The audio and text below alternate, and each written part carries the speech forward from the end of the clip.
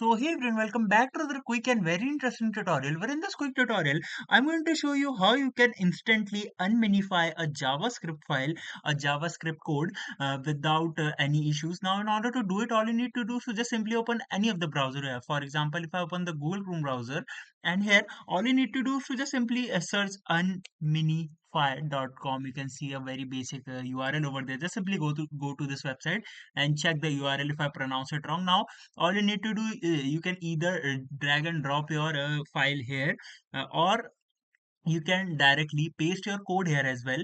And once you're done with your code, just simply hit this option of unminify, and your code will be a long custom code will be generated for your code that you can either copy or download or use any way you want. Alright, so that's it for this tutorial. I hope this video will be helpful for you. Make sure to hit the like button and subscribe button for more such helpful and interesting tutorials. See you in the next one. Take care.